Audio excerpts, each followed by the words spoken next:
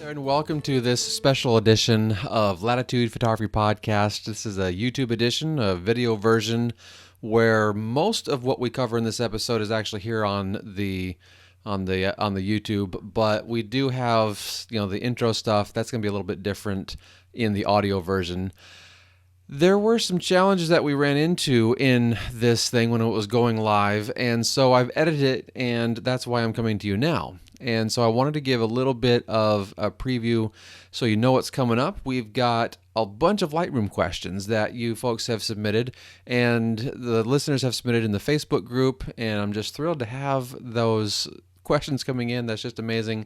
This turned out to be a really awesome conversation with my friend Brie Stockwell. She's a Latitude regular. She comes from the Austin, Texas area, and she's been coming on the show, here and there for about a year now. And it's just a lot of fun to have various people coming on and helping me out with the show. I really appreciate all that is going on. So we're going to just hop right on over to this conversation where we pick it up, where Brie is telling us a little bit about herself and a little bit about her shooting and what she loves to photograph.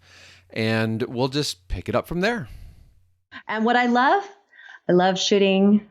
I like nature and landscape, but I really like rocks. I really like taking pictures of rocks. Rocks? I do like rocks. Okay, fill me in a little bit more. This is actually the first I've heard of this. Just a little bit more before we get into Lightroom discussion. I don't know. There's just I like all the different ways that rocks form, and like if I'm walking through a canyon and I see, I'm thinking like Death Valley and seeing all the the Southwest, all the different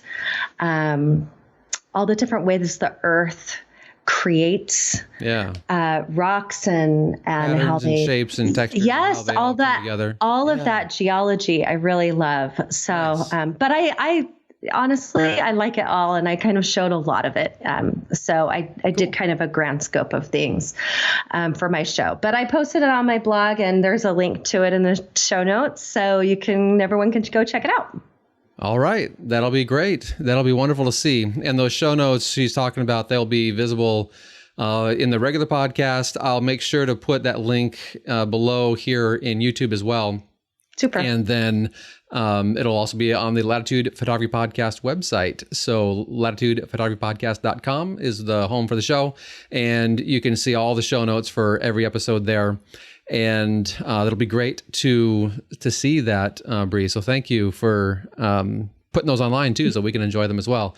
I know thanks for letting me share. Oh yeah, I know you've been doing so much work with that, and printing is an amazing responsibility. It might be a good way to put it, because it's so much to do and so many details. And when it all comes together, though, it's just like, yes.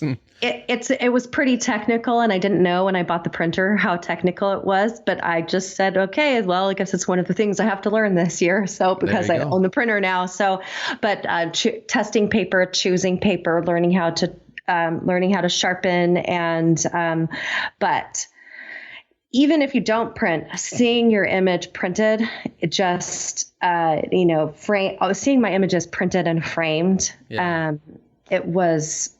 it's next level. It is so satisfying, and I did not realize how satisfying it would be.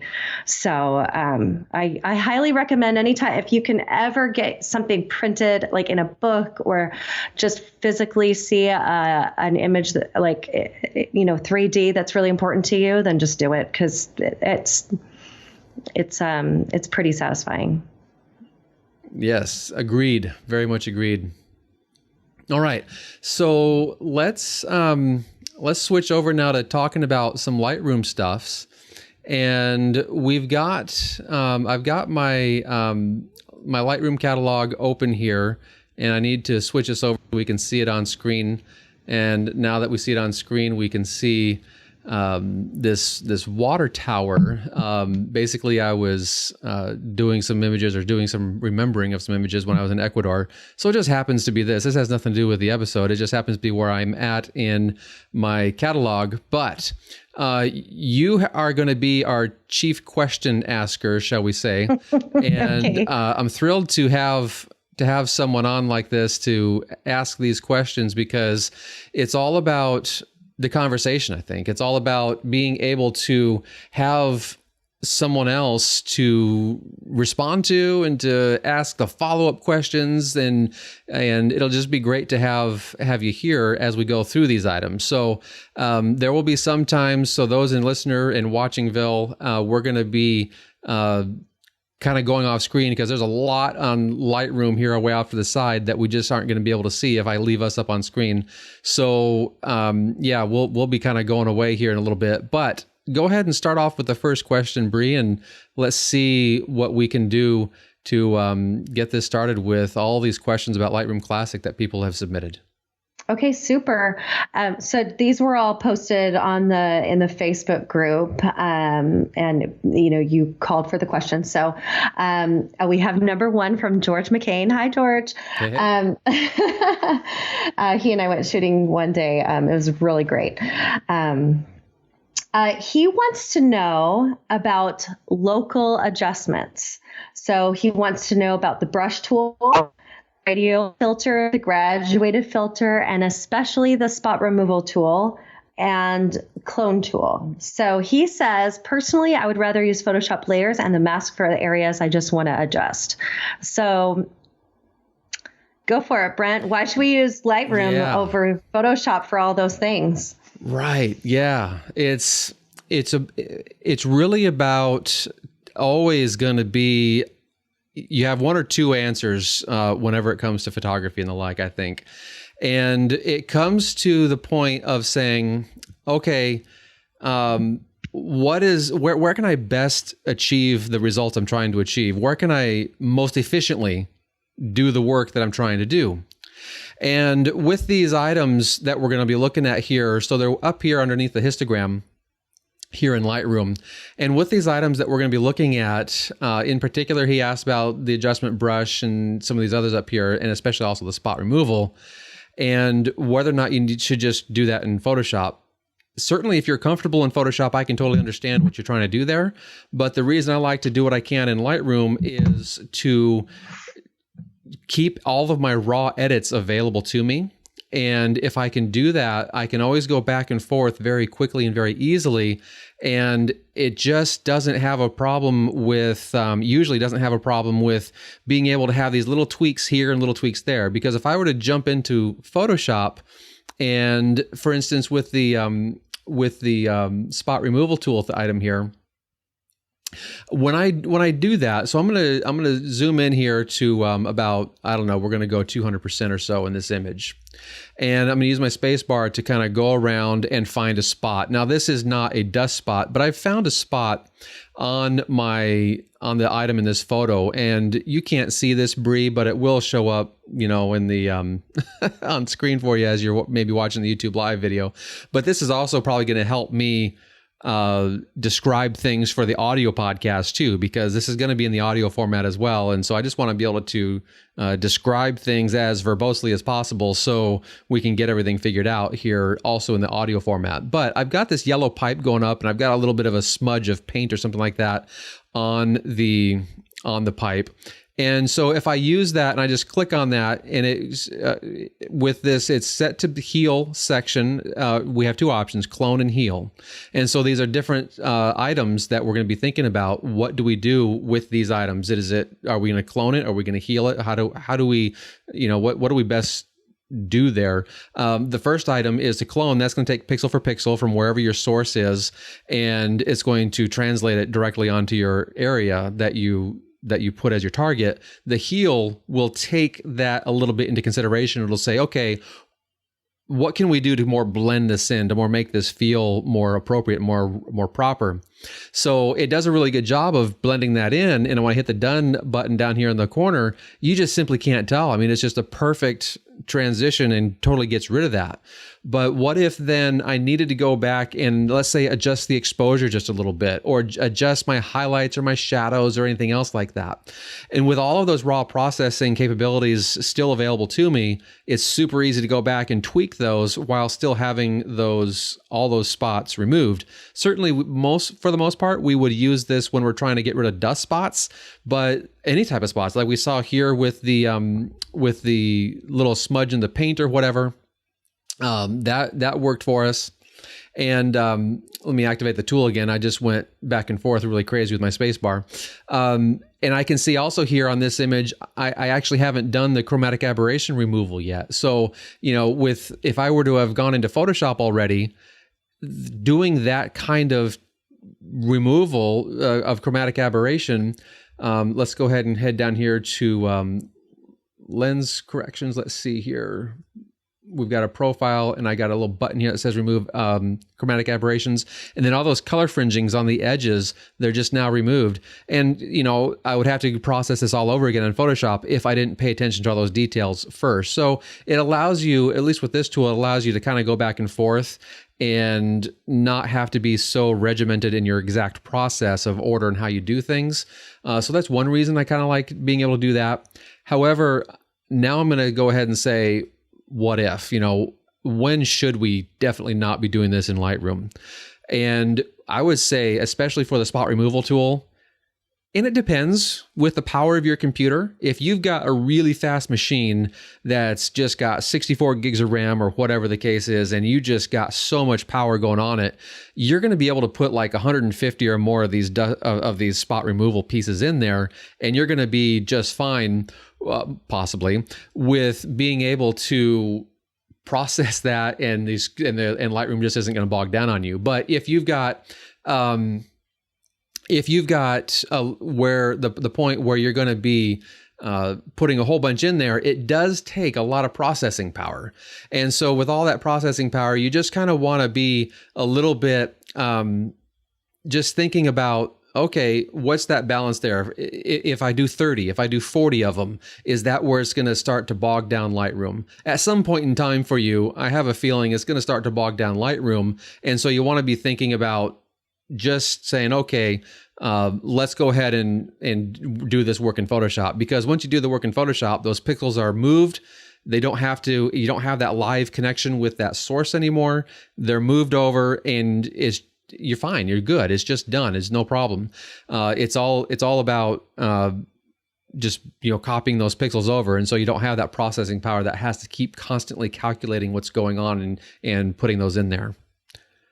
What do you think? Do you have any other thoughts or questions on that, Brie? I was just thinking, no, I was actually just thinking too, even if you opened up an image in Photoshop as a smart object, which retains all of that raw information, right? Okay. You still can't do any spot removal stuff until it's not in the until it's rasterized. So so that's why you definitely want to do it as much as you can in Lightroom. But I would say make sure before you go out shooting that you clean your lenses and your sensors.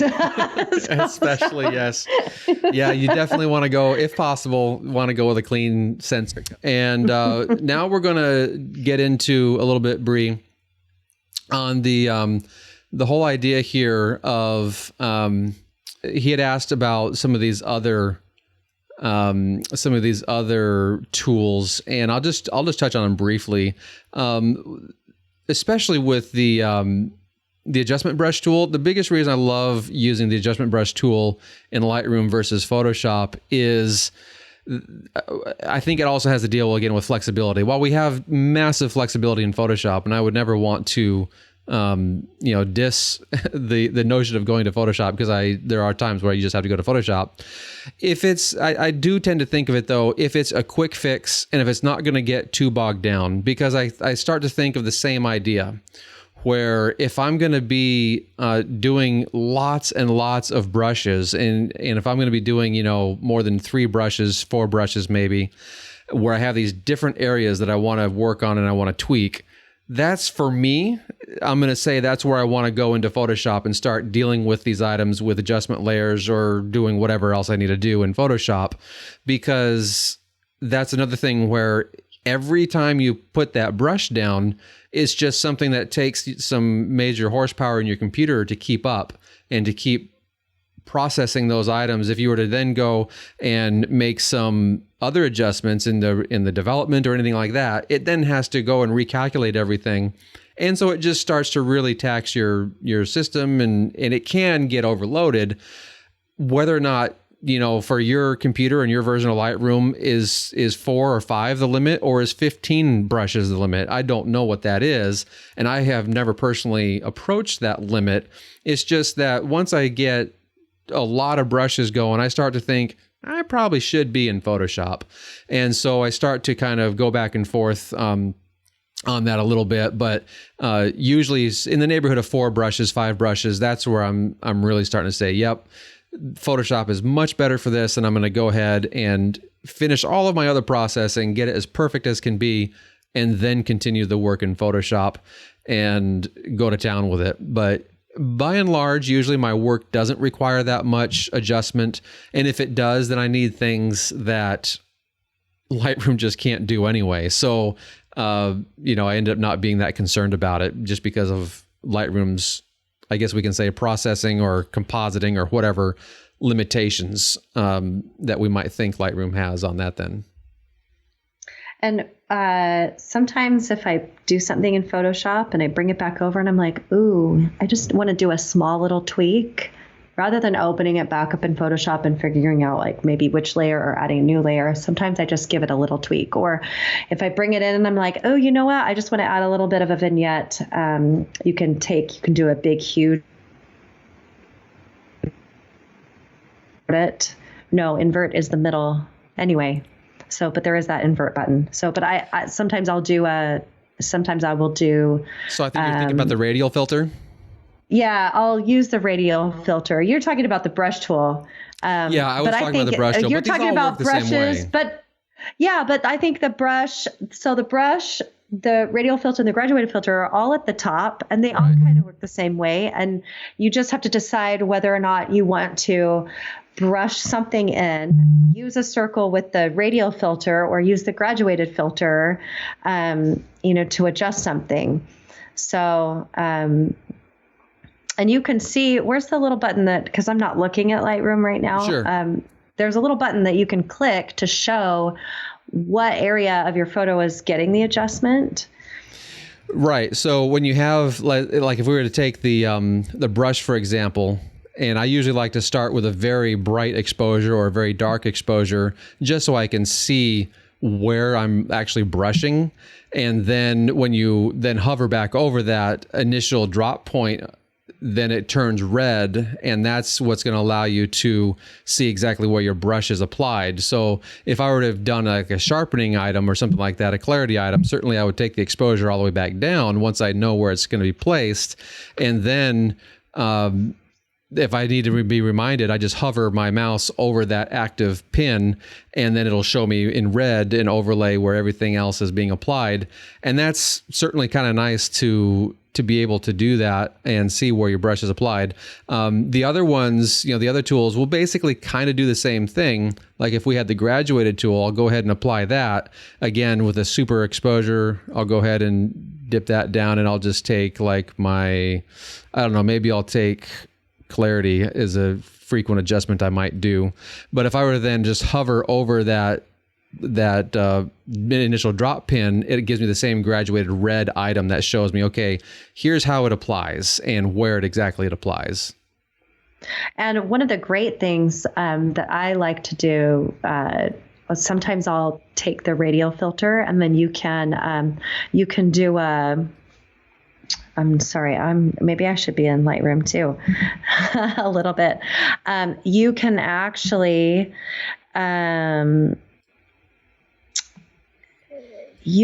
do a range mask. So if you click on that range mask. Yeah, we did have a question on range masks. So maybe is that further down? I think that was further down. Understanding and using the range mask. Why don't we tackle that? Because Gary asked that. So let's tackle that. All right. So I'm on this picture again with that that water tower, and so I've got the radial item, the radial thing active, and the thing that I have going on though is, let's see what's going on. Effect, amount. Okay. Oh, and another tip, if you, when you open, while you do that, if you click on radial adjustment, like the filter, it will automatically make some minor adjustments. So if you double click on effect, that takes everything back to 0. So I actually always just do that now. I just go, because the things that and I don't know if there's a way to like tell it not to do that, but I just double click. I haven't figured that out, but I just double click that effect. It takes it all back to 0, and then I can do what I want to it. Right. So it's kind of making some choices for you. But I don't want it to. So right. I always just do that. No worries. Yeah, and as you said that, I did it here on screen so people could see what that is about. So here, what we can do, I'm going to go ahead and remind myself, I'll just hover over it. And so we can see, okay, it's about affecting things on the outer rim. So on the interior, it's, and now my computer thinks my hard drive has been ejected. And that's going to provide some fun as I'm trying to work in Lightroom. I don't know why it would think my hard drive has ejected. So I'm going to quickly, it came back. So yay. The tech gremlins are really against us today. All right. So I'm going to go ahead and let's say, I'm trying to think on this picture what I might want to do. So I'm going to adjust the exposure a little bit. I'm going to, it says Lightroom has encountered an error and needs to quit because probably the hard drive went kaput for a few seconds. Oh yeah, so it doesn't recognize what you're doing. So it's all like, hey, you need to get me, some good information here. And so this is where we're going to talk about backups and stuff like that, because if you do have a conniption fit on your computer and it corrupts your file, you could be really in a sore spot. But thankfully, I've got not only Lightroom generated backups, but I also have a time machine backup on this machine and on my office up at the school. And it's just a good thing to have your backups going. All right. So here we are once again. And so I'm going to go ahead. I'm going to select that item so I can have the exposure adjustment happen. And I'm going to go ahead and actually hit this invert button so it does apply to the inside, the interior of it. But if I were to want to only affect these areas that are in deep, deep shadow, that's where I can use the range mask to say, let's target just those areas. And certainly this kind of work, we can think about this might be better done in Photoshop, but we do have some simple items that we can look at here in Lightroom, which is nice. And if it's something that just needs a simple approach, then I say go for it. Let's try this one out.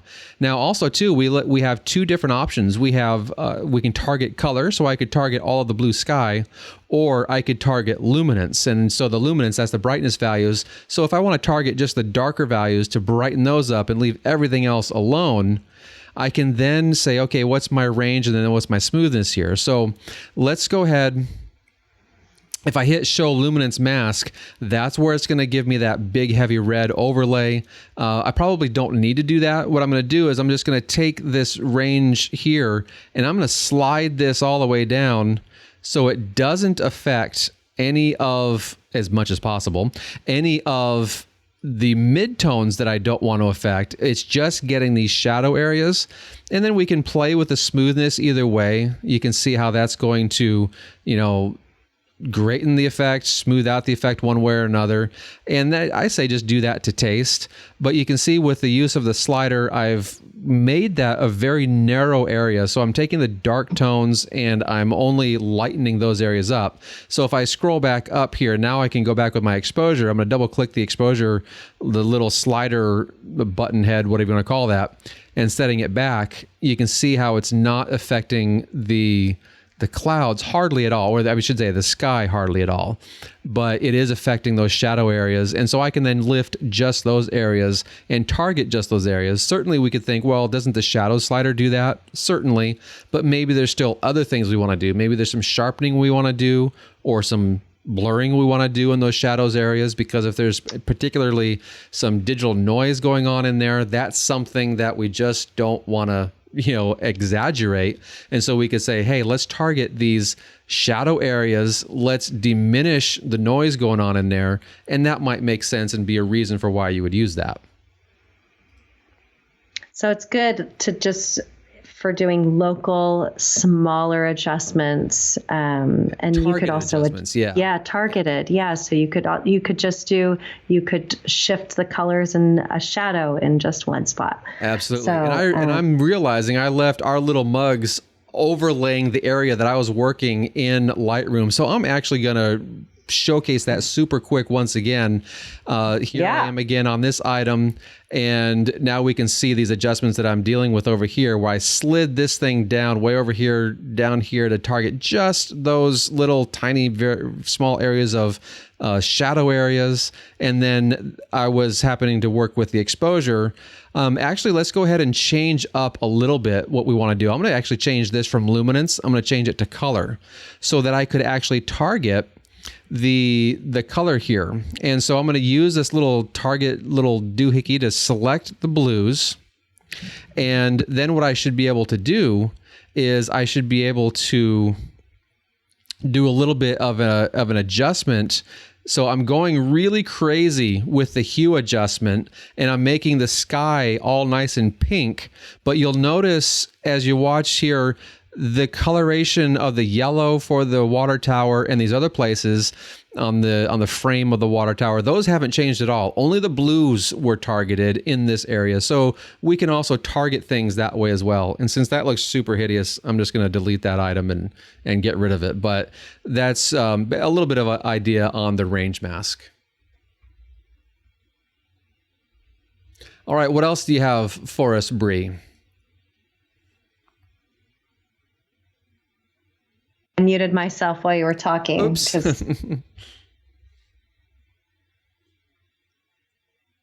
Colin wants to know about the color wheels. So it's in the new Lightroom update, and it's all. So it used to be this. It used to be split toning, and now it's a whole color grading section with little wheels that looks kind of intimidating. So tell us about that. Yes, I like how you kind of say that, a little bit of intimidating feeling possibly, but the beauty it does, because they're, what do you do with all of them? I know it's a little bit crazy, and this is the first implementation that we're seeing in Lightroom, and so I'm fairly pleased to see this coming through.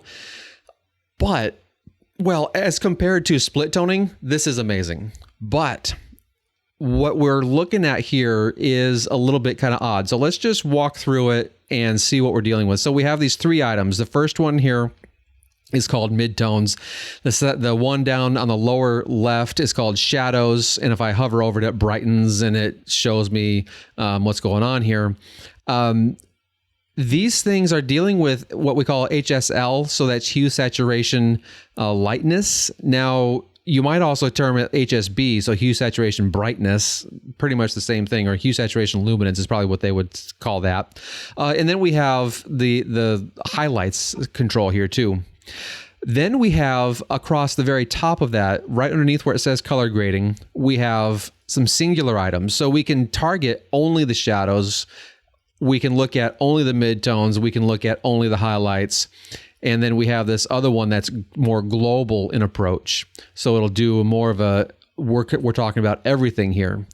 And so you can look at the smaller wheels and deal with it just in with the first one where you see all three of them. You can take care of a global setting. You can target with a much larger wheel. So let's target with a much larger wheel the midtones. And what we can do here, this is kind of like thinking about adding some kind of color tone and some kind of personality, if you want to call it that way, to the image. And what you would want to do, this is about setting a certain type of style to your image, because the style that you have is hopefully something that's, identifiable to you or whatever the case may be. But if you wanted to give it a certain look, a certain feel, the color grading is going to be something that helps you achieve that.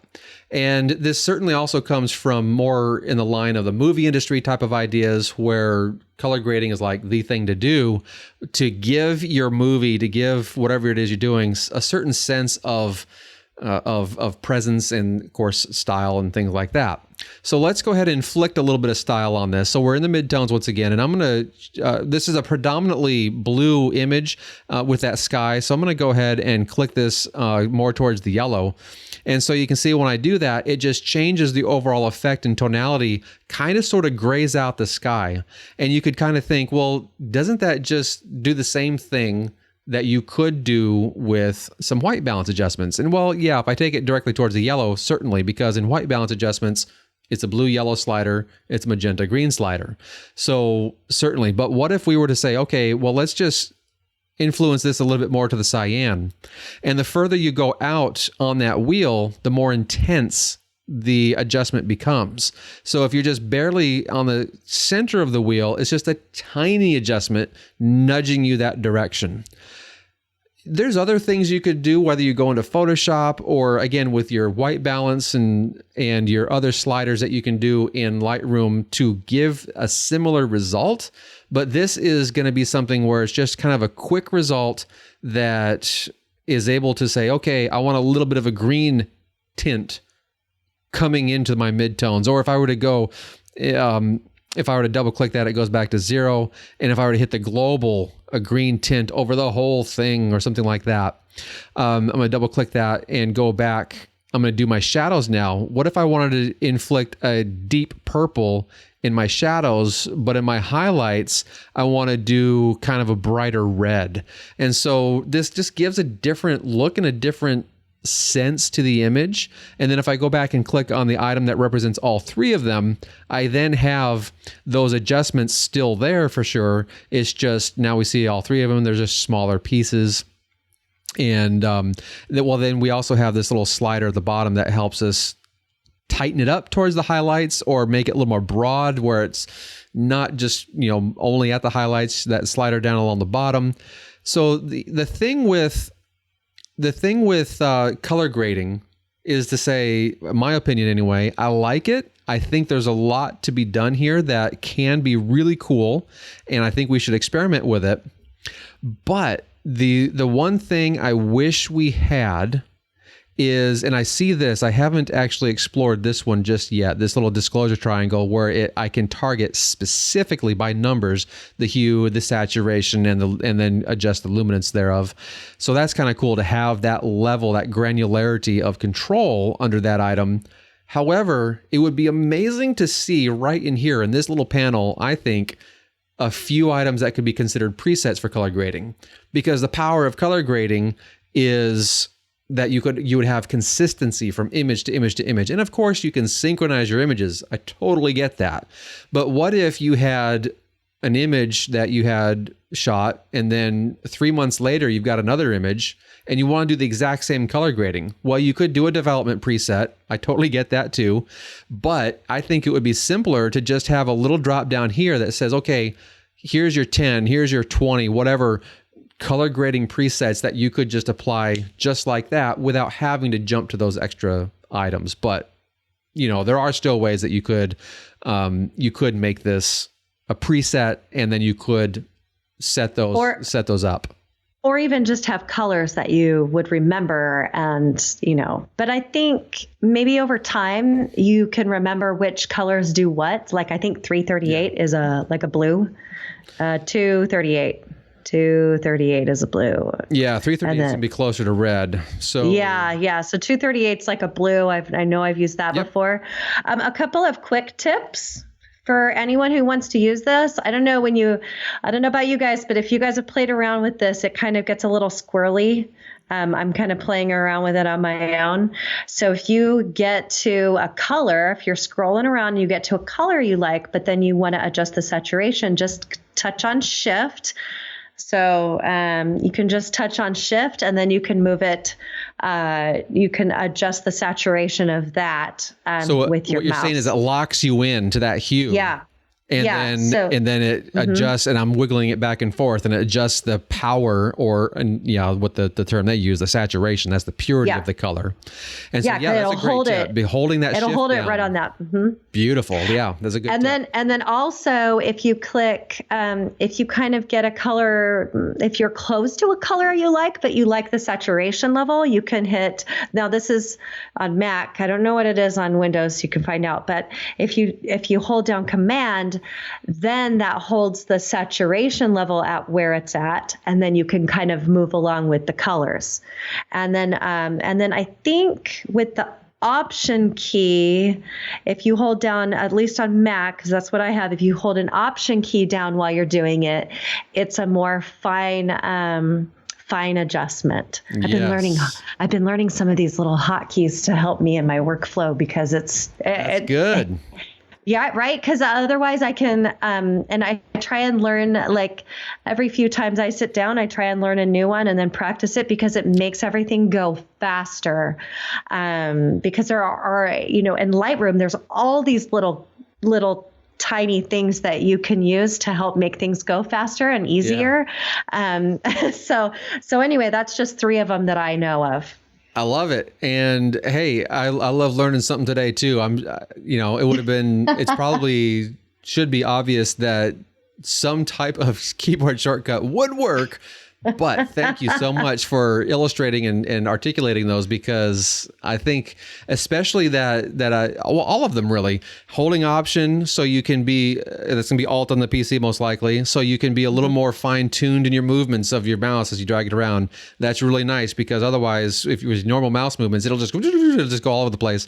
And then with your locking in your hue with Shift, so you adjust your saturation, or locking in your saturation with Command, which is probably going to be Control on the PC. So you lock in your saturation and adjust your hue. Those are great little keyboard shortcuts that will help you dial in the color exactly where you want it.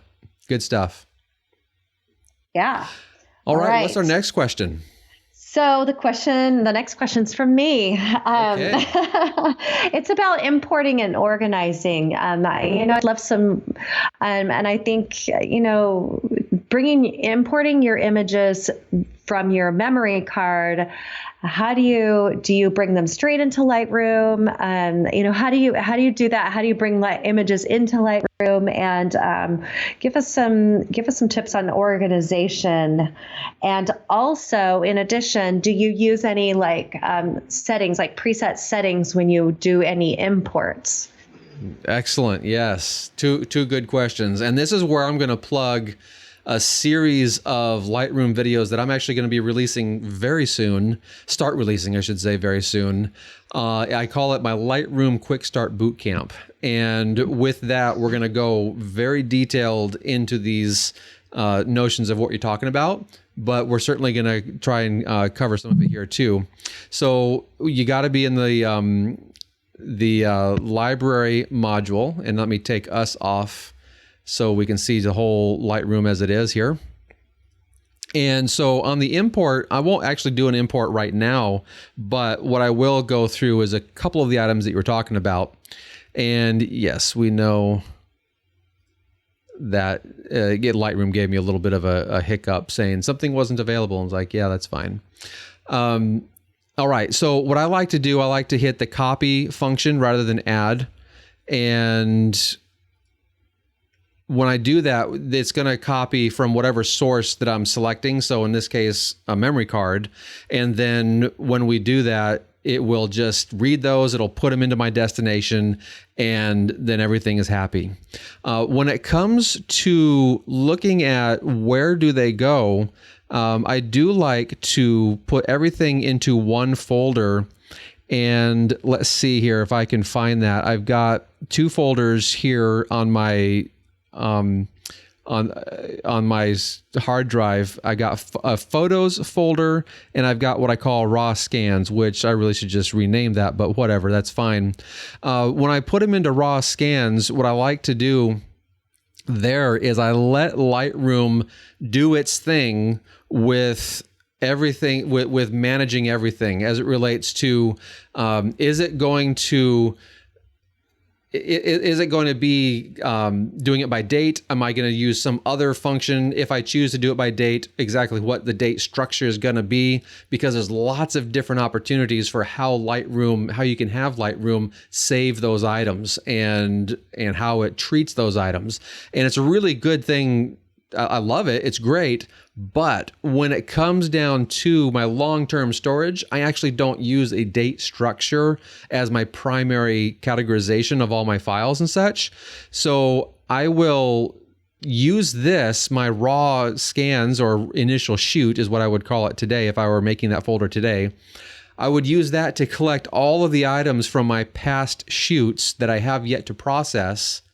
And then when I go through, and by process, I mean my initial edit, where I'm going to go through and I'm going to say, okay, what do I need to keep? What do I want to get rid of? Is it going to be something, that I'm going to flag it with a pick or, a 2-star, 3-star, whatever the case is.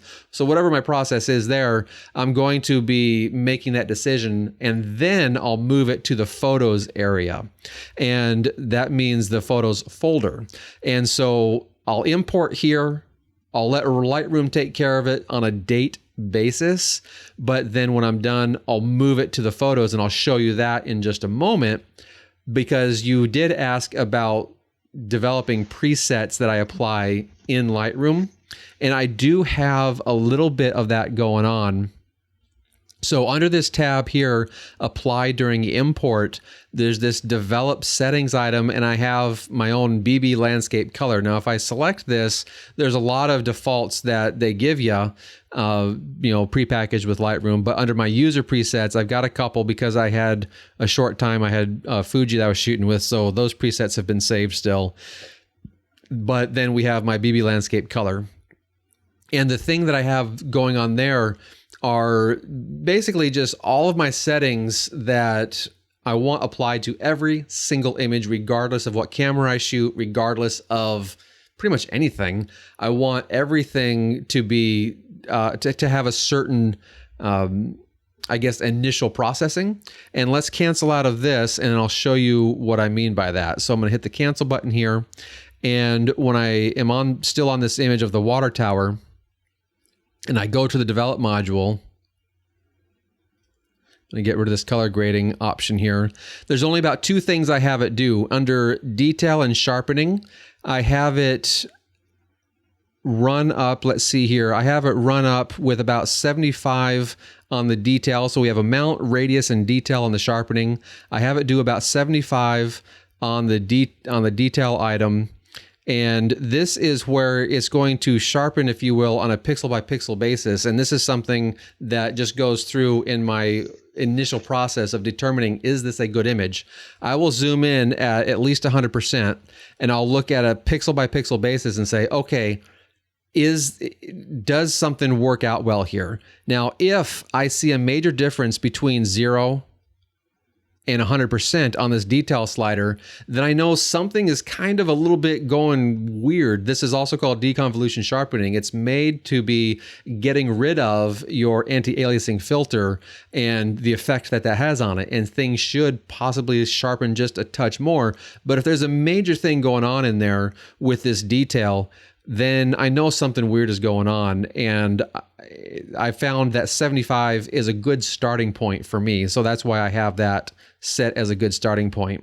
I then have a few other lens corrections. So I will turn on the remove chromatic aberration, and I will turn on enable the lens profile corrections. And so it will detect which lens, if it has it in its library of profiles, it will detect which lens I shot with, and then it will apply that to it. Now, I don't always save that. So if I were to zoom out on this image and I turn that off and on, we can see, especially down here in the lower left corner, I've got a little bit of a thing where it's just cropped off, and then, it takes care of it because it's correcting for that distortion that's happening because of the lens. So usually I will keep the setting here, but certainly it's one of the things in the back of my mind. I know I want to think about that and double check it. If it passes the initial, yep, I want to keep it, then that's one of the things I double check. So then you might think, why do I even do this? Doesn't that just add to your process of importing your images? Because it kind of does add to the process, because when you are importing those images, so let's go back to the import dialog box really quick. And when you're importing those images, we have the first thing under file handling on the right-hand side.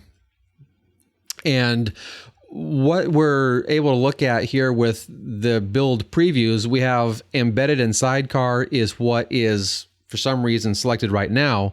I actually don't do that one. I must have been giving an example of some sort. I usually will just do standard. And the reason I like to do standard is because I shoot with a Canon and I shoot with a Sony, and the previews that both of those embed into the raw file are very different. And that just changes my experience in Lightroom when I'm looking to process those images.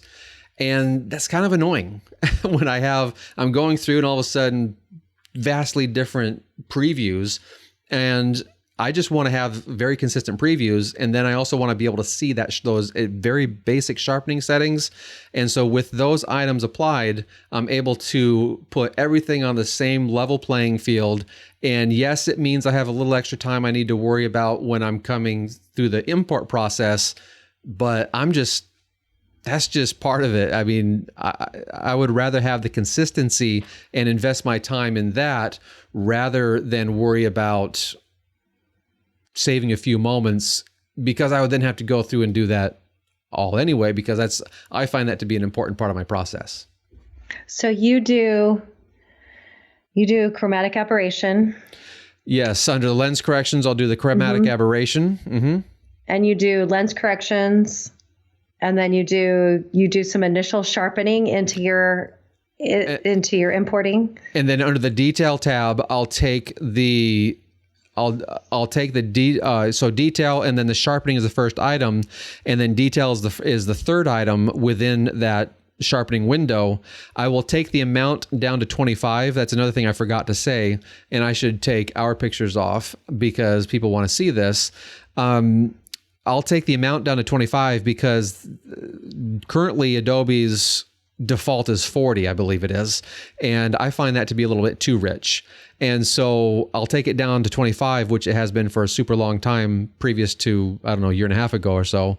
But then I'll take that detail on up to 75 as my default. And doing that really, I find it to be a good starting point, and I want to stress the idea that for me, it's a starting point only. It's not something that, well, I end up leaving it for quite a few images, but usually because it works for what I'm shooting and how I'm shooting it. But the subtleties of what's going on are extremely minimal, quite frankly. And so when you put these out, when you export these images and you're going to put these on Facebook or Instagram or something like that, quite frankly, these settings that I'm talking about here in the detail area means zero difference. You're just making the resolution so tiny when you go to Facebook or Instagram or whatever, that these changes here that we're making mean nothing. And so it's not an issue at all. But when I'm printing my images, or when I'm being really picky, which I usually am, about the processing of my images, I have found that I like these starting points because it helps me guarantee that I have a good technically correct image to begin with. And then when I go and make my creative adjustments, if I have a good technical image, I go to make good creative adjustments, it's go time, and I've got a good solid file that can handle whatever I can throw at it, basically. And I found those to be good starting points for that. Okay, awesome. Yeah, I have no input for that because it was my question. so, but I assume when you do your the getting started with Lightroom, the Lightroom boot camp, quick start boot camp, yeah. Quick start boot camp. I'm sorry. Then you go into more detail about getting some of all this. It'll be a more holistic approach. Mm-hmm. We have talked some detail here for sure, but it progresses you through a line of thinking. And when you come to that point, it's possible that we'll be like, oh yeah, that makes a little more sense now because you've seen the before, you've seen the after, and we have the whole scope of everything that's being considered there. So I'm just giving you, the little snippet about the items that I do as a development preset when we're importing all those images. This is what I found works for me for sure. Awesome. All right, I'm going to ask you the next question, and then I'm going to close my blinds because now it looks like I'm glowing. Yeah. All right, so Nelson wanted to know about the tips for the clone and healing tool. He said Lightroom is so clunky compared to Photoshop, but I feel like we touched on that. Yes. Yeah, I think we touched on that a little bit. We did talk about the spot removal tool, and we talked about the difference between healing and cloning. And so he said it feels clunky compared to Photoshop. Yeah, and I think what he means is what we kind of talked about before, which is Lightroom doesn't do these things on a more let me rephrase. Photoshop does them on a more powerful level, but certainly you can do them in Lightroom, but if you have a lot to do, then you probably want to take it into Photoshop. But of course, doing the, using them in Lightroom can be super quick and easy, and it keeps your raw file intact. Yes, it keeps the raw file intact, and I also like how he characterized it as clunky. And I want to kind of address that at least a little bit because especially if you're used to if you're used to Photoshop, then you certainly have something going on where you like you're used to how that just works with the brush aspect of it. You have a tool, you're picking up from a specific source, and you feel like you're physically painting something. You're physically applying those pixels in that area, which you are. That is exactly what's happening.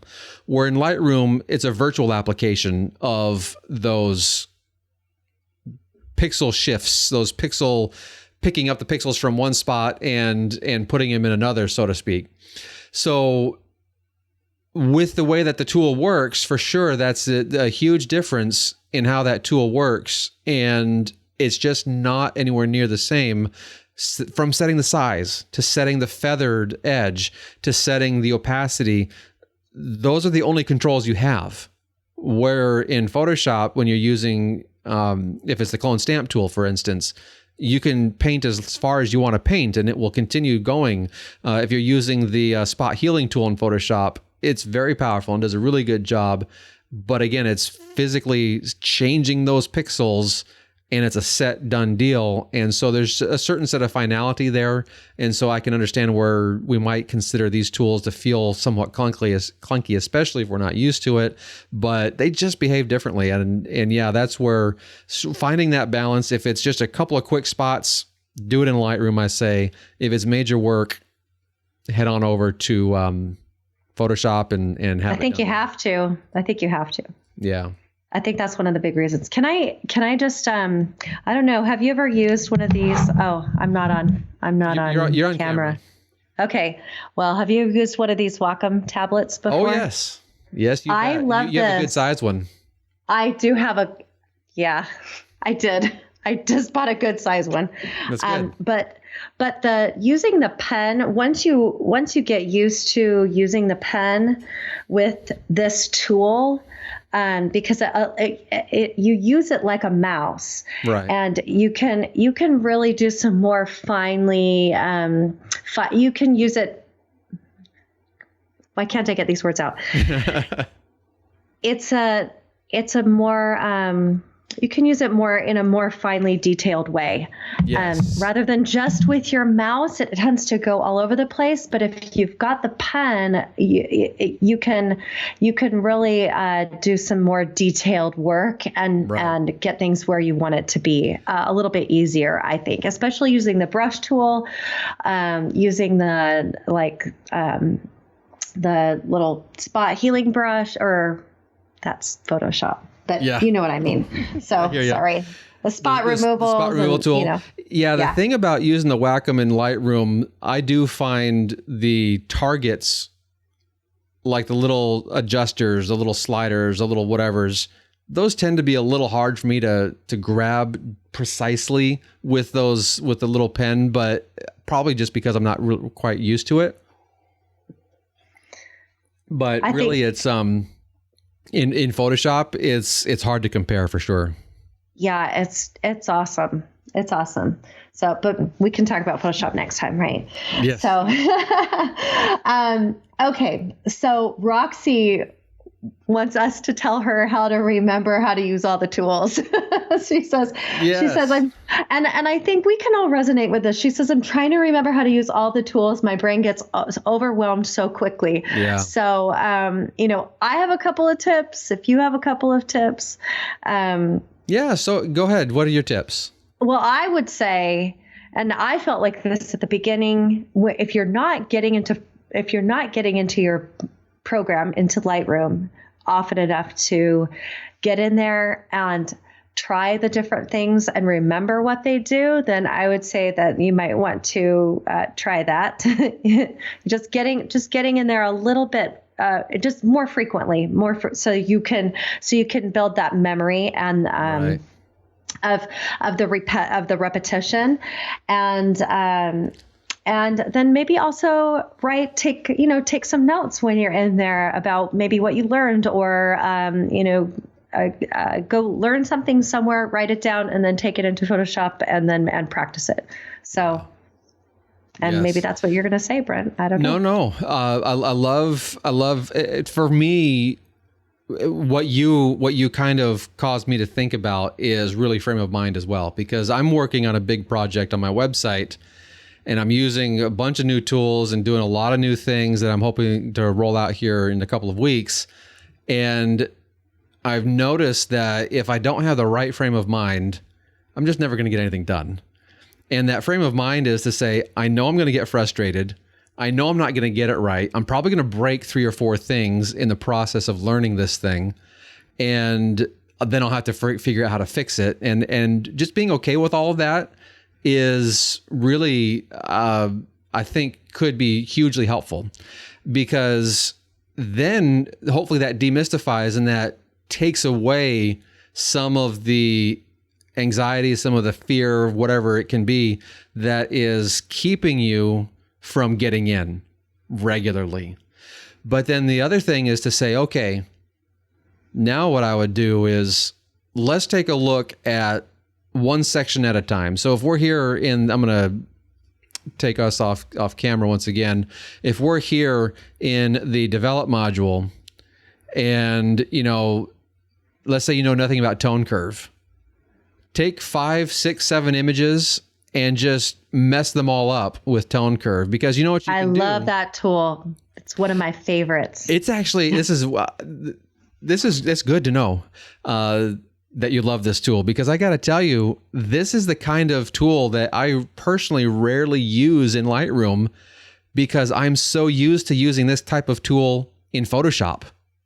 And so my mindset just doesn't really go there all too frequently when it comes to thinking of a curve when I'm in Lightroom. I got all those other sliders, but when I have used it, it's just like, boom, it's done. And I don't have to mess with it anymore. So yes, it's wonderful, and it's fantastic to have. But you can always come in here and right click on the, if you mess something up, this is where I'm trying to get back on track a little bit. Right click on the image in the film strip here. And you've got a couple of items. Let's see, develop settings is what I'm looking for. And you can hit reset. And so when you do that, every single last bit of all of your changes that you did in the develop module are done, are gone away with. They're deleted, if you will. But as we can see over here on the left-hand side, we still have them in the history. So if you didn't like that for some reason, you could always then also go backwards in the history, and we can say, okay, let's take it, to where we were messing with those color gradings. Let's take it to where we were, just opening it up and playing with the radial filter. And so we have all this stuff in the history that we can go back to as well. So I highly recommend mess it up, and then you can always come back here to the history and go back in it or reset it. And even further, you could totally create a virtual copy, which I've done. Right click on it, tell it to create a virtual copy. And for some reason, it's taking a little while. But then if I were to reset this one, I could totally reset that. But of course, the history is on the original that I was messing with. Whereas the virtual copy, you can see the history is nothing. It has this one item where it says create virtual copy. So maybe you want to create a virtual copy first and then do all your changes to mess it up. But focus on that one tool. But then my other component of that piece was to say, not only to focus on the one tool, but take 7 or 8 images and mess with it and see how those different images are affected by that tool and those changes. And you'll start to have it coalesce a little bit. And then when you feel a little more comfortable with that, move on to the next thing and find out the power, find out why that's a good tool, if you would use it, or if you're not going to use it. Maybe it's not a good tool for you to use for a majority of your images. But like one thing that I will virtually never use for my images is down here under the basic, under presence, and then dehaze. I just personally don't like it because I've had a couple of images where shot about 5 seconds apart, so they are the exact same subject. There's maybe, in what I'm thinking of in particular, is a forest fire. So the flame may have done one little thing here this way in one image, and it did a little thing extra in another image. So it's slightly different in the flame size or shape or whatever. But a little bit of dehaze, maybe 10 or 15 or whatever it was, had vastly different effects on both of those images that were shot just moments apart, seconds apart. And I was just like, nope, I can't handle this. This is just going to blow my mind, and I'm not going to be happy if I try and figure out why the dehaze is screwing up like this. Now, that was a couple of years ago, and maybe Adobe has gotten better at it, but it's just a couple of years ago I hated dehaze, and I've never used it since. So you might find, Brent, you got to open your mind. Tools you can just use a little bit of it. Just a little bit, yeah. You just use like a little bit. Yeah, just a little touch. All right. I'll slide it to the negative. So sure. Okay. And then another thing you can do, Roxy, if you're using a bunch of different images, if you're working on a bunch of them that are all kind of similar and you want to see how each one looks, you can get one to how you want it. Click copy on I think it's on the bottom left-hand side. You can click on copy settings, and then you can paste them onto the next one to see what those, and that could be a starting point for the next one. And then you just do some minor adjustments. So, so there's that feature too. Excellent. Yeah. And I love what you said about having the right frame of mind, because really, if we don't go into editing our images with that frame of mind, it's probably, I think it's a little bit better if we go into it like that. So thanks for saying that. Cool. Yeah. Okay. So Joel, did we talk about this? Oh, yes. Okay. Joel wants to know about file management, round tripping to Photoshop with ideas about when to go into Photoshop versus stick to Lightroom. And I know we've touched on that already, but he also, he says, I'm wanting to keep the raw data versus the TIFF image data in Photoshop now. And he said focus stacking, for example. And then I had also said, let's talk about in Lightroom some Photoshop settings when you're editing in Photoshop, when you're sending it to Photoshop, what kind of settings do we need to have? So, and I have an input on the focus stacking. All right. Yeah. I think you use Helicon Focus, right? I do. Yeah. I do. I just went straight into it because I know that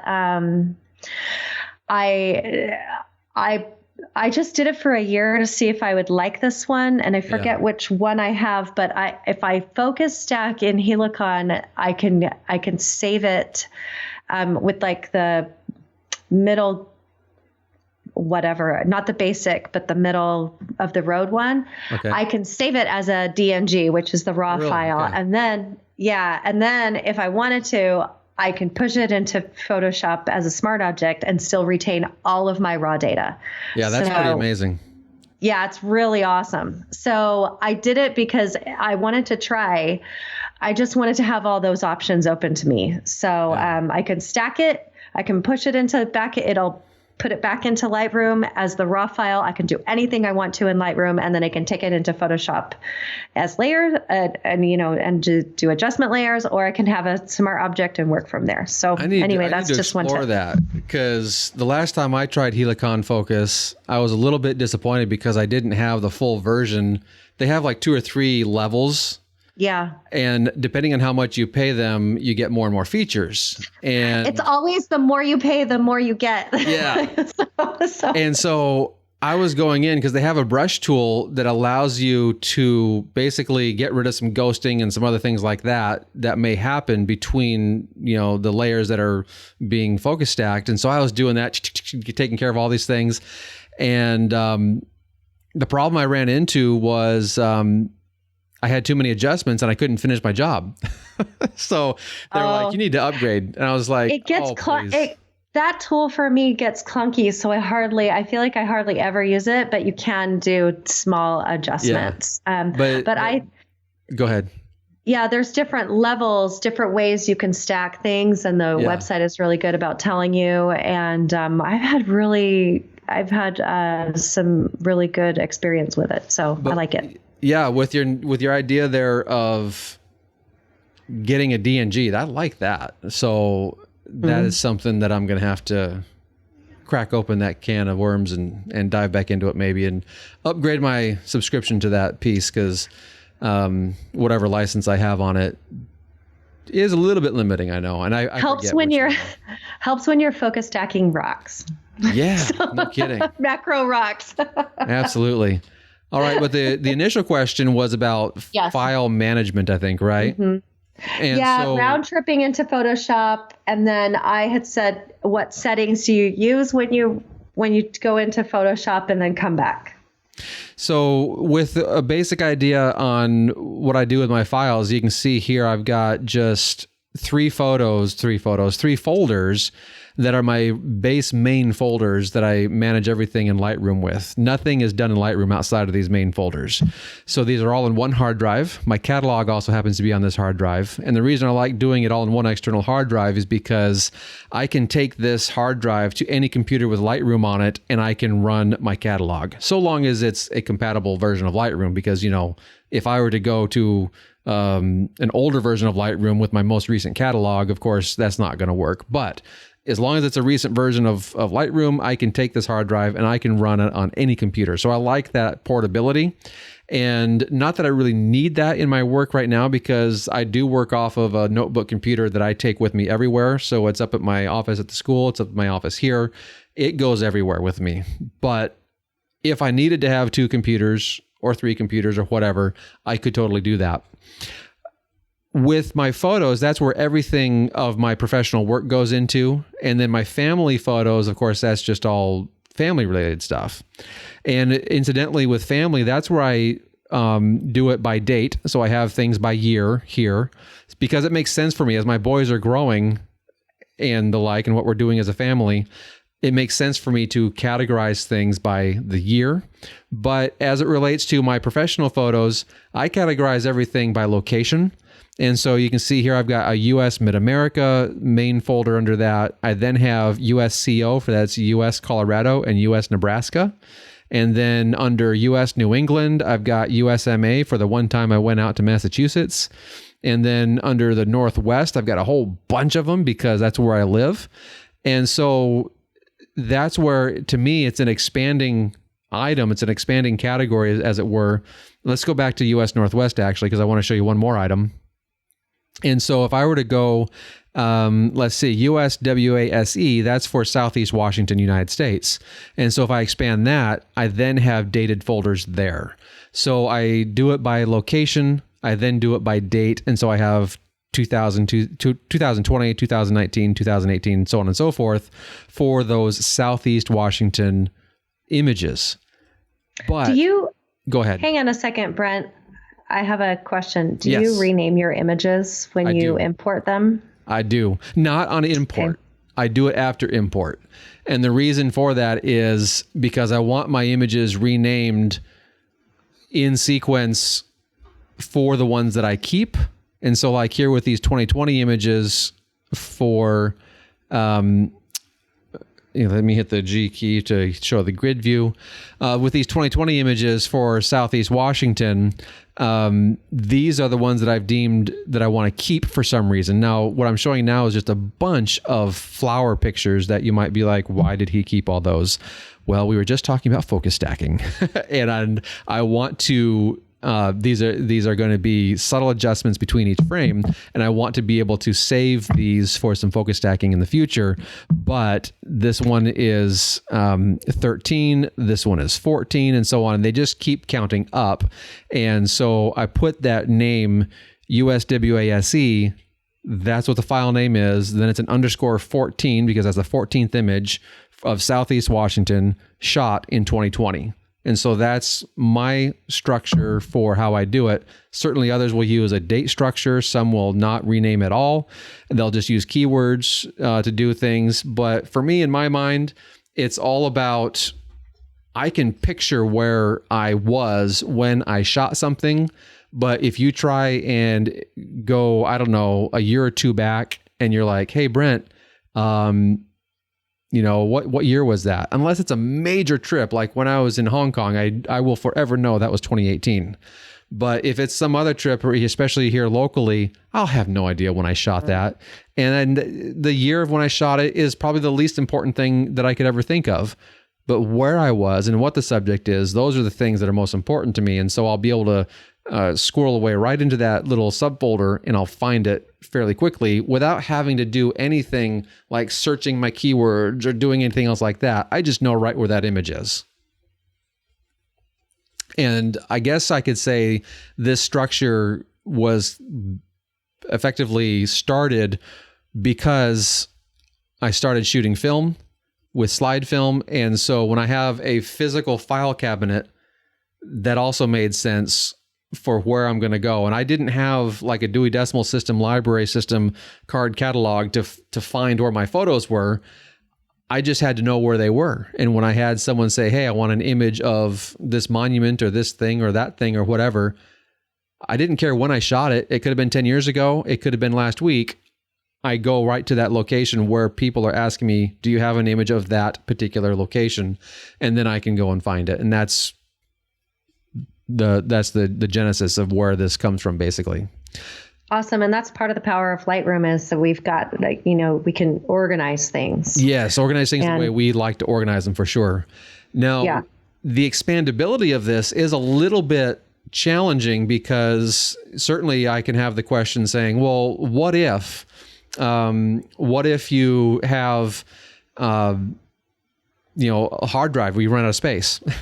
Thankfully, I've not run into that yet because I'm one who edits like mad. I probably only keep less than 30% of everything I shoot, probably even less than that.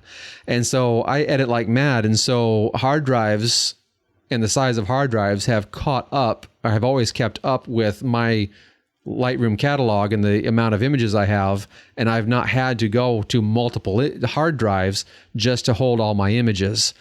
If you're doing a date-based item, that can make a lot of sense because you could have, the 2010s on one hard drive, the 2020s on another hard drive, so on and so forth. And it's very easy and very logical to expand that way. Thankfully, I've not hit that ceiling yet, but it's something that I would have to think about. And so I would have to say, okay, this will be maybe my Pacific Northwest hard drive because that's where I live. And then the rest of the world will be another hard drive.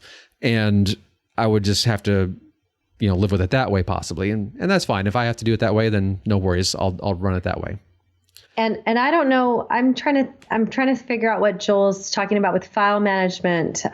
So this all, encompasses it, but, also, I don't know if you want to talk about, flagging and stars. Do you talk about that in your, in the Lightroom? Yeah. In that quick, now I can't think of the name. Quick Start Boot Camp. Yeah, that one. Yeah. In your boot camp, do you talk about stars and Absolutely. flagging and all of those things? Okay. Yeah. Yes. The P key to flag it with a pick. And so if I do that, it shows me a little thing, flag as pick. And then there's a way that you can filter the view of your folder based on those picks. U will remove the flag. X will reject the flag. And as I'm going through and I'm looking at it and I'm saying, okay, that one, actually I'll go through where they're full screen like this, and I'll hit X to reject it. And then I'll go to the next one and then I'll reject that or whatever. I'm going to hit G to go back to the grid again. Once I've gone through and done my initial edit as it relates to what am I going to get rid of, that's my first thing I want to think about. I will go up here to photo, menu item photo, and then way at the bottom is delete rejected photos.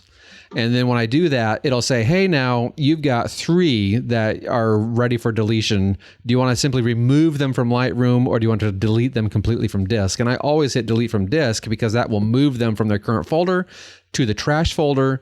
And then next time I empty trash, they're gone forever.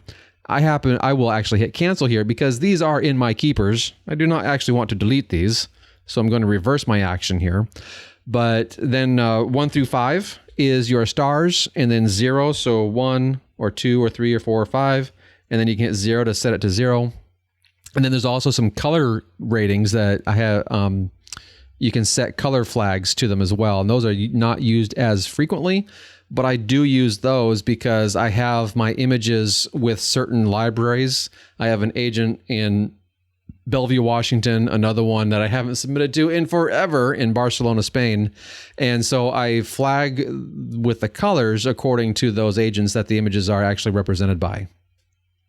And I do my colors a different way. So I do reds is signifies single images I want to that are ready for processing. Nice. So I have things rated, but I also am like, okay, I want to process. That's a single one. If it's blue, if it's blue, it's done. And if it's green, those are to be stacked in some way, whether it's a panorama or a focus stack or, something like that. So, That's cool. So you can do color coding in all kinds of different ways. So yeah, I love it. That's the thing about the color coding.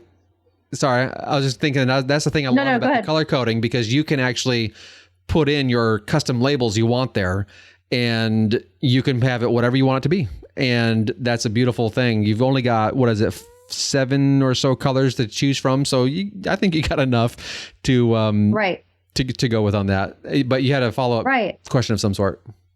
Yeah, I was going to say, let's talk about Photoshop. Like, what kind of settings do you choose when you take a photo into Photoshop? And then, we've talked a couple of times about when we want to take an image from Lightroom to Photoshop. Like if we want to do more, my brain, if we want to do some more healing or, make some real more detailed adjustments. When do you want to do that? Sure. So I brought up the preferences. So this is under just up here in the menu item, Lightroom Classic, and on the Mac it's just preferences. So if you're on a PC, wherever you can find preferences is what we're looking for. And then under external editing, the tab there for external editing, that will have the first item is, okay, when you bring it into Adobe Photoshop, what are you going to do? And I like to open it up as a format of TIFF. And the reason I choose TIFF over PSD is because it allows me up to 4 gigabytes in file size, where PSD is limited to 2 gigabytes in file size. And then the Color Space Pro Photo, that is a color space that Lightroom has by default, and you can choose whichever one here. We got 4 to choose from: Pro Photo, Adobe 1998, Display P3, and sRGB. I like Pro Photo because I like to save as much of my color information as possible. However, if you are printing, or if you are new at a few items here to the whole digital imaging aspect of things, it may make sense to go ahead and decrease this to either Adobe 1998 or Display P3. I'm on a MacBook Pro, and so that is the color space that matches my screen here. So if I choose that one, I know that every color that is there in Photoshop is accurately being rendered on screen. Whereas if I'm in Adobe 1998 or if I'm in Pro Photo, I don't have a guarantee that those colors I'm seeing are actually being accurately rendered, because my display cannot display, my screen cannot display Adobe 1998, not all of the colors anyway, and it can't display all of the colors in Pro Photo. So there's a chance that some of your colors will be out of sync, or out of gamut is what we call it. And we just want to basically know what you're getting yourself into when you go that direction. But these are, I believe these are all standard settings. I don't think I changed anything from the factory settings, when you first install the software. My bit depth is 16 bits. I like to have that extra flexibility when I'm going to Photoshop for the extra nuances. I mean, black is black and white is white when it comes to your darkest darks and your brightest brights in your image. But what this does is it chops those stair steps between those items into tiny, tiny, tiny, tiny little steps. When you're in an 8-bit color, you have 256 values. You have 0 for black and 255 for white, and then everything in between. Well, when you're at 16-bit, that is just, what is it? Well, I forget what it is, but it's like 65,000 different steps between the two, between white and black, or something along those lines. I forget exactly what it is. Anyway, it's a lot. And so by having a lot, whatever changes you do in Photoshop, they're going to be so much more fine-tuned and nuanced. And then when you output to your printing, you output to your screen, whatever it is, that's when you would go down to 8-bit most of the time anyway. And then you're going to be having a really quality image. If you're continuing making color changes or things like that, you have a better chance of having better fidelity in your color if you edit first in 16-bit, then you go down to 8-bit, that kind of a thing. My resolution, I like doing it at 240 because that is, well, it's a standard default, but the biggest reason I like doing that is because when we are looking at printing, this actually, the math works out fairly evenly, and it works perfectly if you're going to either a Canon or a printer made by Epson. And the reason I like to be picky on that is I like to have my resolution be an even multiplier of whatever the dots per inch is on my printer. So 240 works out pretty good for that. And then compression, zip or not compression, I don't know that matters. And I've never worried about that one myself. So those are settings for going into Photoshop. Did you have something there? Sorry. Oh, no, I was just saying I always just pick no compression. Yeah. But, I've not seen any argument either way, actually. It's not something I've really concerned myself with. Whatever. It is what it is. Maybe I should do a little bit of a change in that or research in that, but I've just never worried about it myself. Those other items, I know what they do, and I know why. I have very specific reasons for why I want to keep that. But again, those are industry standards, kind of an idea, and I like what the defaults are. So with other settings that we might do in Photoshop, here I've right-clicked on the image and I'm hitting Edit In, and I would just usually choose Edit in Adobe Photoshop. But we do have some other options. We have Open as Smart Object. So basically that takes the raw image and puts it into Photoshop as a smart object. We have Merge to Panorama in Photoshop, Merge to HDR, Pro in Photoshop, and Open as Layers in Photoshop. Now that would work if you're doing multiple images and you want to do, say, something like an exposure averaging or things like that, where you want, or even focus stacking or the like. exposure blending, any of those items you would want to open as layers in Photoshop, and it'll just single file. The one raw file is on one layer, the other raw file is on another layer, and it's nice to have it all packaged up in one file there. When it comes to round tripping, I don't want to open up Photoshop because I fear my computer is going to crash. But when it comes to round tripping, is fairly as automated, and you just want to do your work in Photoshop. And what I like to make sure I do is I always save whatever work. I just hit Command S because it's going to use the file name. So in this case, it would use this little file name I'm circling with my mouse down here. USWASE_016-20.cr2. So it'll dump the CR2, it'll put a TIFF, and it'll automatically save it back in that same folder. If I were to do file save as and I were to save it somewhere else, then Lightroom is going to be like, hey, I want to track that. And wherever you put it, I want to track it. Unless you hit the save as copy button, that can be nice too, because then it just packages what you got, tosses it out to the side, and says, okay, I'm not going to worry about it anymore. But then you still got your image in Photoshop. What are you going to do with it there?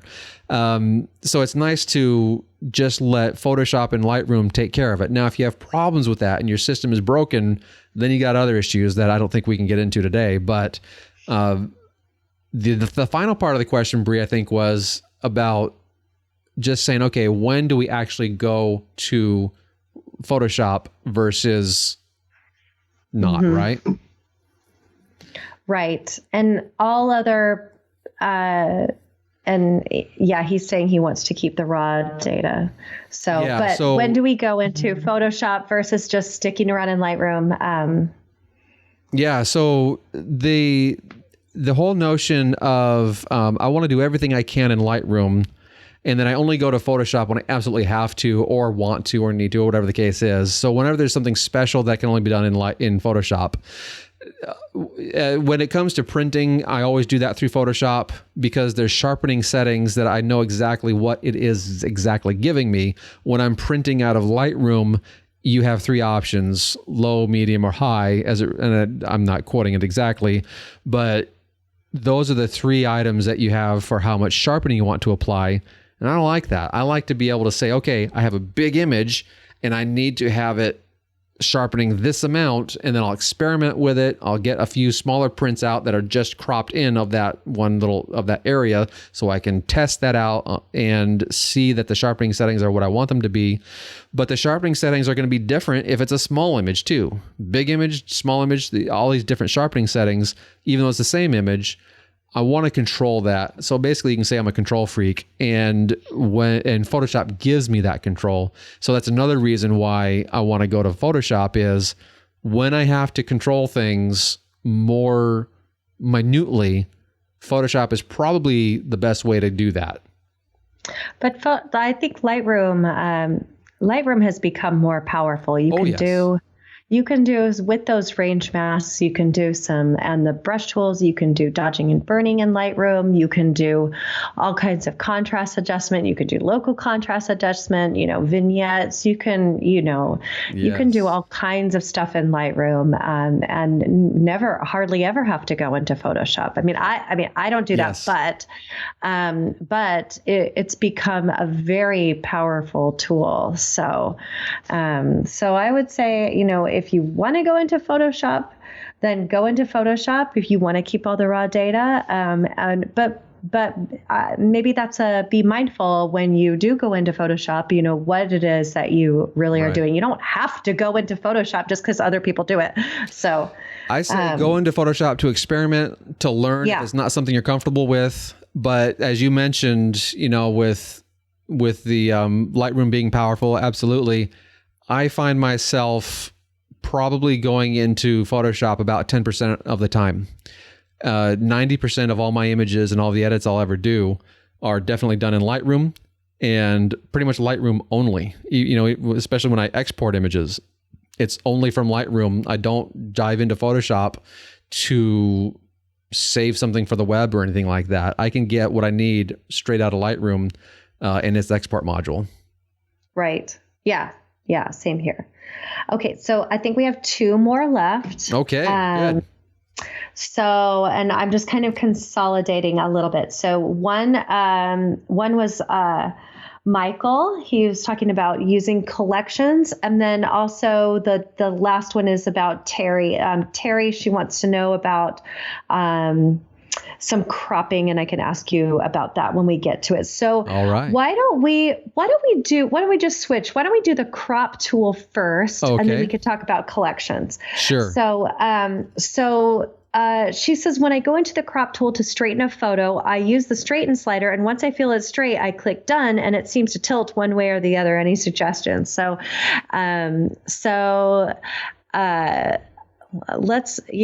you address that? And also, I do know with like the crop tool, there are some different views you can get with the crop tool. So, Let's dive into that a little bit. So I'll take us off camera so we can see it. But as you were reading that, I just followed along with what you were saying. So I'll activate the crop tool again. And so here we call this thing angle. So we have this little slider. Basically what we're dealing with here is just as we're moving that, I'm going to hit reset really quickly to go back to the original. But if I wanted to sort of straighten this up and make that stem go straight up and down on this flower image, what she's basically saying is when I release that and then I come down here and hit the done, it feels like it might rotate a little bit. Or maybe when she's using it, I use the straighten slider, and once it's straight, I click done. Oh, okay. Yeah. Okay. I see what you're saying. So what I think is happening, because I kind of sort of feel the same thing is happening when I'm looking at it, but it's only because when you have the crop tool activated, you have this crop overlay, and I think that's literally what it's called. When I mouse over that tool, yes, it's called crop overlay tool. You have this crop overlay, and you have the rest of the image on the outside, which is on angle. And then when you hit done, you delete that outer edge stuff, the view of the outer edge, and then it fills the window, so the image somewhat enlarges a little bit to fill that window that we're in. And I would say it's an optical illusion to where it looks like it's continuing to rotate, because when I have my crop tool active, I have the basic 9-section grid active, and then when I am sliding it, we get a whole bunch of more small grid lines. And so when I bring that back up, I can verify, because of those grid lines, I can verify exactly what we're looking at and the placement of those items. If you don't have those grid lines, and we come down here to the lower left where it says tool overlay, make sure you have that on, or it might say never or something along those lines. And then if I'm trying to remember where we set the exact overlay option. For some reason, that's escaping me. If you happen to remember, because it gives us the spiral option, and a few other options. Yeah, I'm going to look that up really fast, because I think when you're cropping, I think that's a super useful tool for sure. So let me go here. And for some reason, I'm just not seeing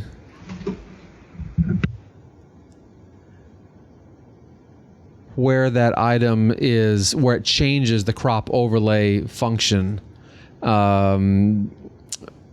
Because we can see tool overlay, always, auto, or never. Sure, we have that. But as far as what the view is, maybe it's under view up here or something like that. Isn't the internet awesome? The internet is wonderful. It's also showing that here's a little part where I'm a little ignorant on exactly a particular tool and how it's used, because quite frankly, I just don't use anything other than this grid. Right. And it kind of shows us that there are so many things, so many functions in Lightroom that they've developed So if you just click on crop and you're in it right now. So just click on your keyboard on the letter O, just click that. Click it. Okay, keyboard shortcut O. So now we have, we're going to cycle through the different options of these different overlays. Thank you for that. And here's that spiral one that was talking about. Oh, and we have an overlay of 4x5, 5x7, 2x3 aspect ratios. That's pretty cool to see that coming in. All right. So O is our magic key on that, which makes sense because it's an overlay. So anyway, I have a feeling it's just an idea of the optical illusion. When we hit that done, we get rid of those extra extraneous pieces, it might feel like it's kind of rotating when it's not really. I think so too. That's my assessment. So, if things are still going awry there, that's I would say try out those overlays and make sure that when you go back into the crop tool, those lines on the overlays are still intersecting the exact sections, the exact locations that you had initially placed them. And if they are, then it's not actually something bad happening, so to speak. Right.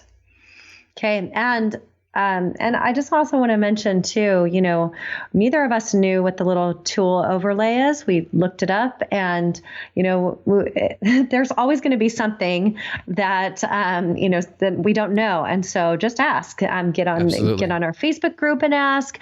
Go on the internet and find it. If you don't know, and sometimes we don't know what we don't know. But if you don't know, that's the challenge. Yeah. Go. Yeah. Right. So look it up. If we don't know how to even search it, that's where someone like in the Facebook group might be able to say, hey, I got this going on. I don't even know what to say about it, but I'm hoping I can do something else. And that's where someone in the Facebook group may be able to understand what you're talking about. And then you'll be able to,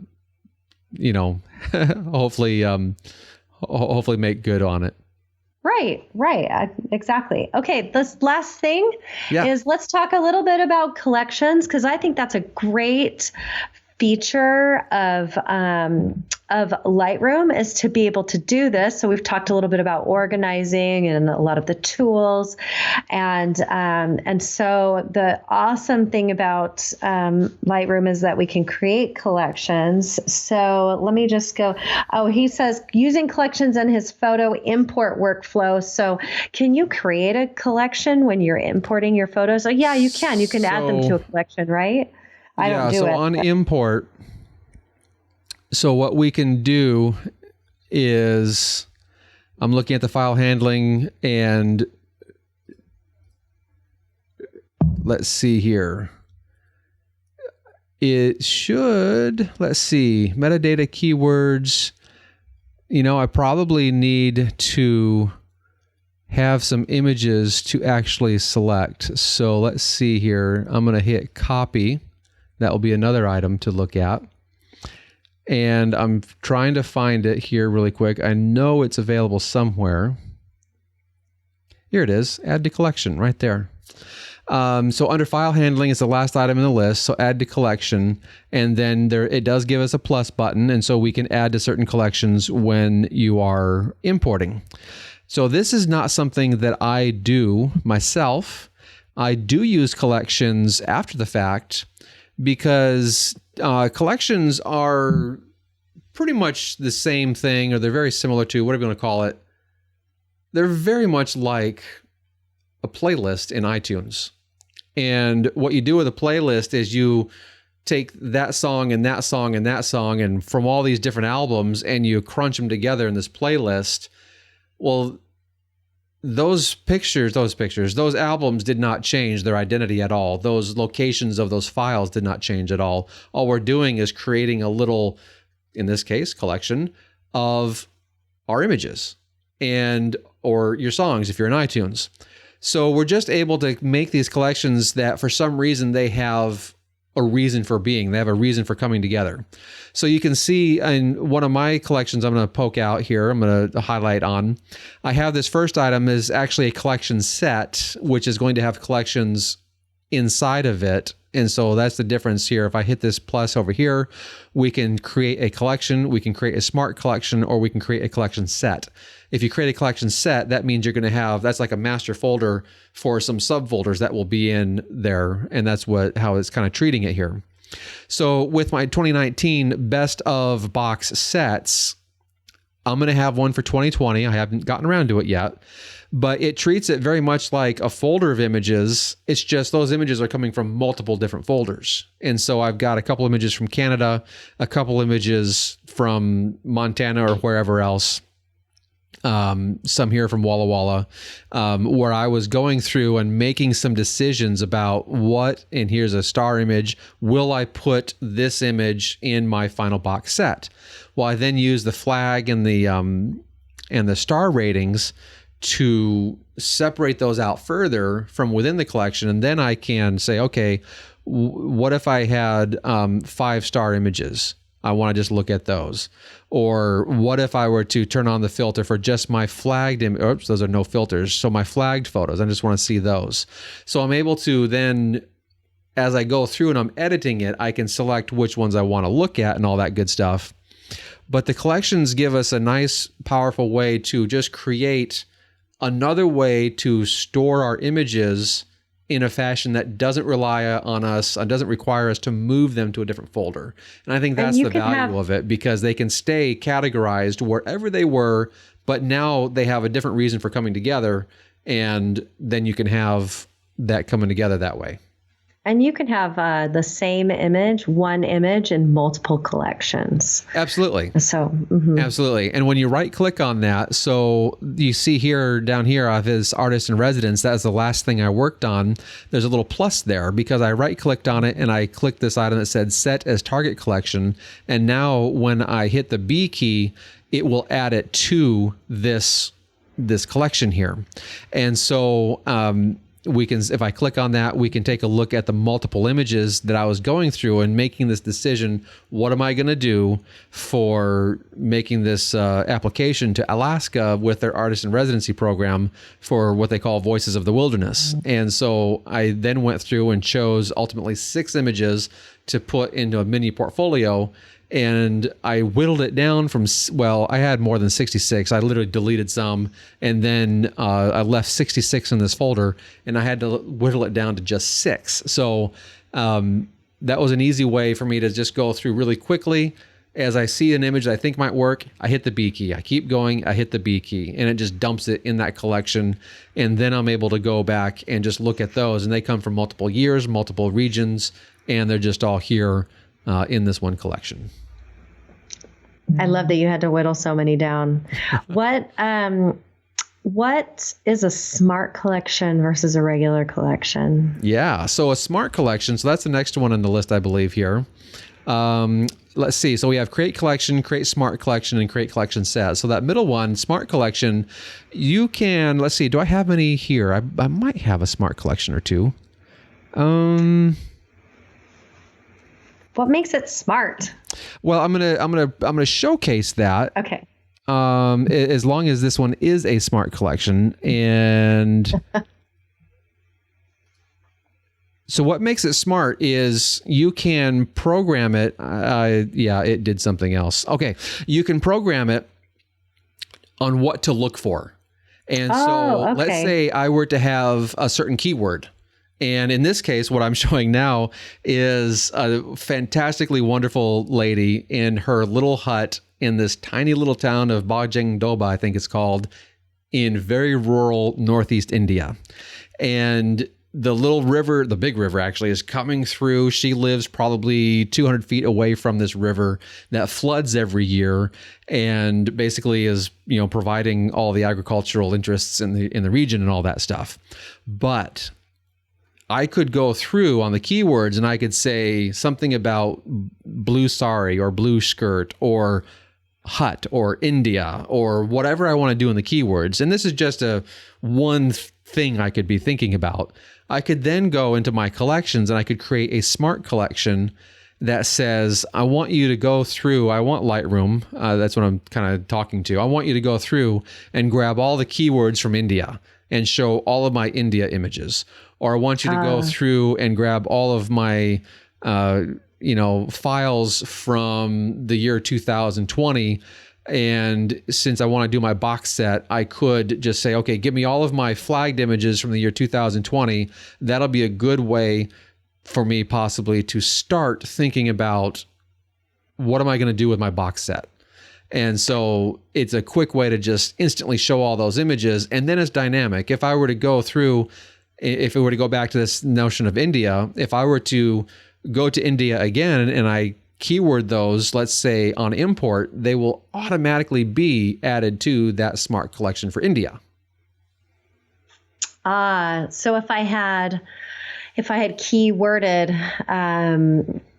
a bunch of images that said that was like waterfall, I could go and I could create a smart collection that just says, look for all the images that are keyworded waterfall. And then I would have a whole collection that I could sort through and organize and things like that, or do whatever I'm going to do with it. That's right. So cool. I created a collection called Texas Trees, but maybe I'll start keywording. I haven't been using that. So maybe I'll start keywording trees or something like that so that it will be easy for me to collect all those things. So, right. And then also when you're in grid view, you can still do that across the top in the library module. You can, let's say, search for certain metadata, certain text items. I'm looking at keywords that contains, in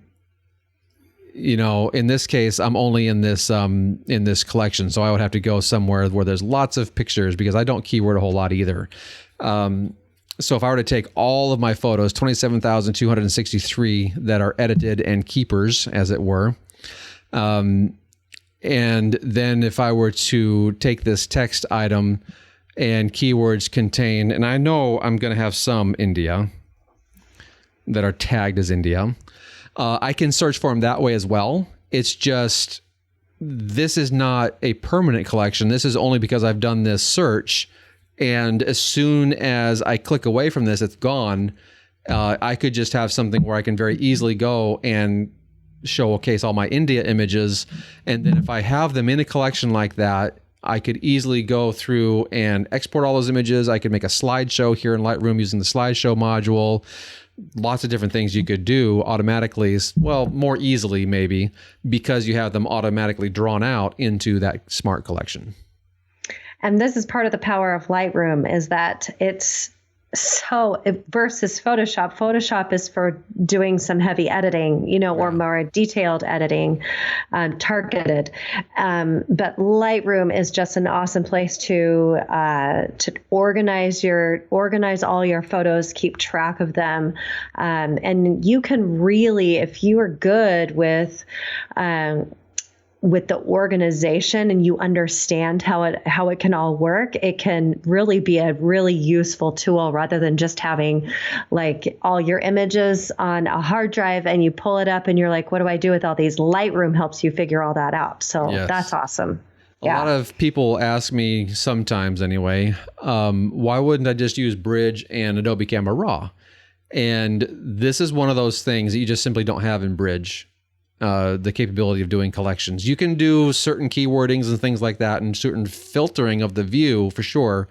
But when it comes to collections like this, and this is definitely just way more powerful than you could ever imagine, I think, trying to come up with something even close in Bridge. So this would be one of the huge benefits for using Lightroom over Bridge. There are a lot of similarities, and I can certainly understand. Like if I ever have a client job, I'll never bring that into Lightroom because I don't want my client work. Not anymore. I have done it in the past, but I won't do it anymore because I don't want my client images basically cluttering my Lightroom catalog. I want my Lightroom catalog just to be my images, and when I'm working with those client images, I'm going to be moving them around from folder to folder depending on the stage of the job that it's in. And if I need to archive it, I want to quickly move it somewhere else. And if you move images outside of Lightroom from one folder to the next, Lightroom's going to be like, what are you doing to me? And it's not going to be a fun sight. So it's best not to go that route and just do everything in Lightroom. And so that's why I've decided in the future, I decided this quite a while ago, but I'm just not going to ever do client images in Lightroom again. I'll just stick with Bridge and Adobe Camera Raw. I feel like the answer the overall answer to everything is still, it depends. Yes. It depends on what you want to do with it. So. Yep. Tis true. Well, Tis true. that is all that we've got. I think we answered.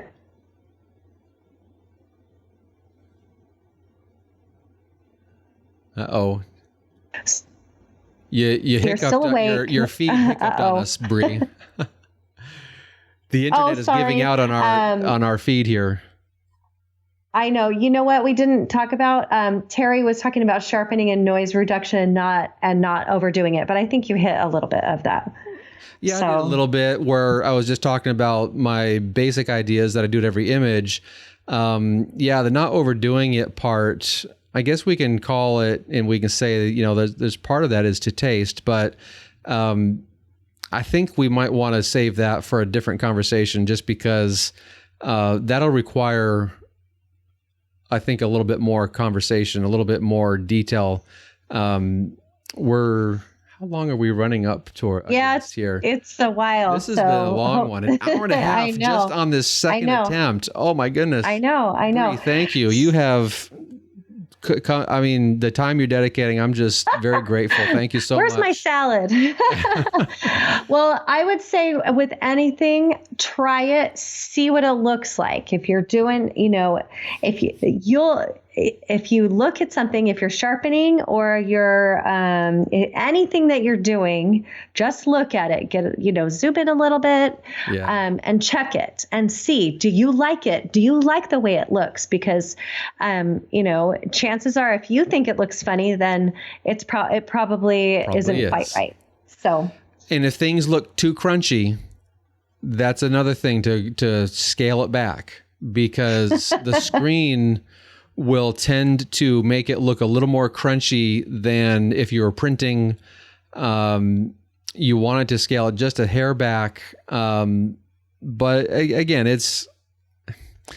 Printing is a whole separate thing. And you would sharpen differently for that too. So it's a really deep subject. And I'm going to try and think here, if you're just going for screen view only, when you zoom into that 100% view, if it looks crunchy, then it's too crunchy and you need to pull it back. Yep. Agreed.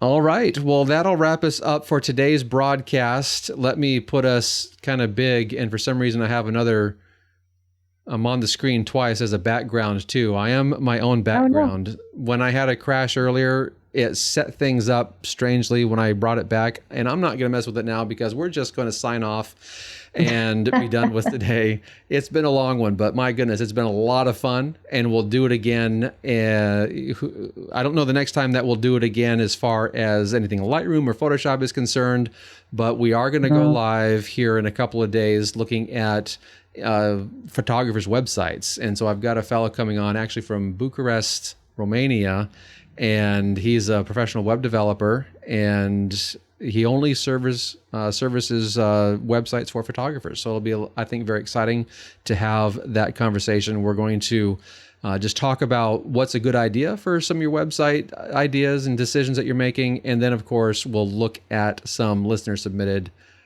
websites as well. So we're going to sign off now. Brie, once again, thank you so much. This has been amazing. I really appreciate your time and efforts here, and just doing wonderful with the conversation and asking all these questions and representing all the listeners out there with these questions. So thanks so much. You bet. All right. See you later. And everyone in YouTube land, we'll see you later as well. So long, and until next time, happy shooting.